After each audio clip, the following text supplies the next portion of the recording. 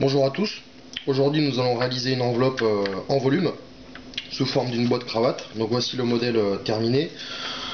Donc ça c'est l'enveloppe à plat et voici sa mise en volume par deux petits fermoirs latéraux. Voilà, une fois le modèle terminé, ce que ça donne. Donc je vais vous montrer en quelques étapes comment réaliser cette enveloppe boîte.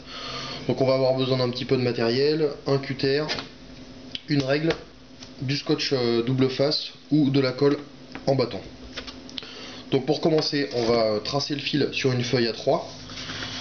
Donc la base est assez simple.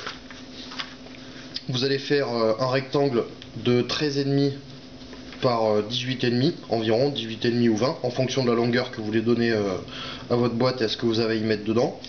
Une fois que vous avez tracé ce rectangle, vous allez tracer des petits morceaux de cercle à l'aide du compas.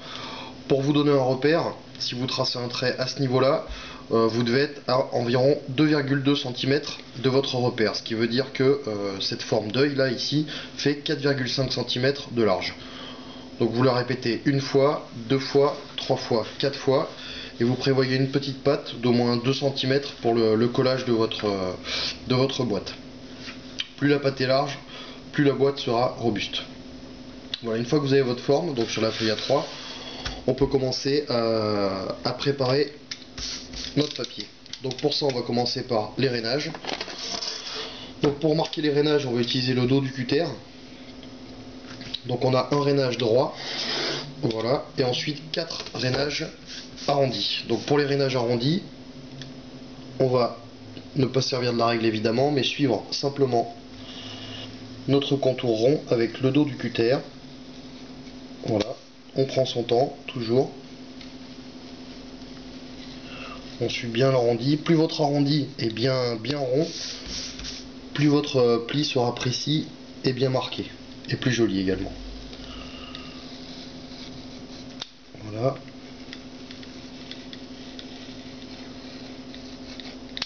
J'ai oublié un rainage droit ici, au centre de la boîte. Voilà, tous nos rainages sont marqués. Maintenant on va pouvoir passer à la coupe. Donc on va utiliser le côté tranchant du cutter, en faisant attention de ne pas se couper évidemment. Voilà.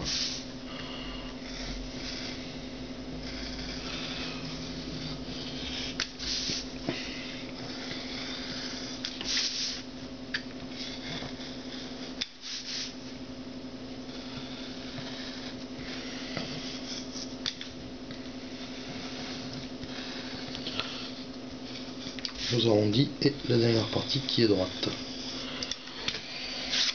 Une fois qu'on a coupé l'ensemble, on se retrouve avec cette partie. Donc dans un premier temps on va marquer les rainages. Donc nos deux rainages droits, le premier et le deuxième, et ensuite nous allons marquer les rainages qui sont un petit peu arrondis. Donc pour cela on va forcer un petit peu le papier. Voilà, plus votre papier sera épais, plus il faudra forcer un petit peu, hein, évidemment. Donc on a marqué notre premier rainage, notre deuxième rainage. Alors il ne faut pas appuyer trop fort non plus pour pas endommager les coins du papier. Donc vous voyez, ça nous donne un bel arc de cercle. On va refaire la même chose de l'autre côté.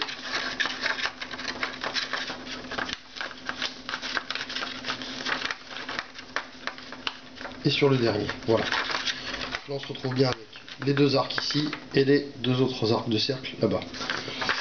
Une fois que ça c'est fait, on peut maintenant terminer notre boîte en mettant du scotch double face ou de la colle sur la pâte de collage. Voilà. On la rabat. On rabat la deuxième moitié de notre boîte en respectant bien la symétrie. Et on peut, voilà, bien appuyer. Notre boîte est maintenant quasiment terminée. Donc voici la boîte à plat. Et pour la mettre en volume, donc comme tout à l'heure, on va marquer un petit peu l'intérieur, voilà, en l'appuyant un petit peu comme ceci, et en rabattant simplement les deux côtés. Donc maintenant on peut insérer l'objet à envoyer, fermer ici et fermer là. Quand c'est pour offrir quelque chose La boîte se tient d'elle-même. Si c'est pour un envoi, moi je vous conseille de remettre un petit point de colle ici et de vraiment coller le fond de la boîte ainsi que le dessus pour qu'on ait un bon maintien lors de votre envoi. Voilà, la boîte volume est terminée. Merci de nous avoir suivis et à bientôt pour de nouvelles formes d'enveloppes, toujours présentées par toutenveloppe.com. À bientôt.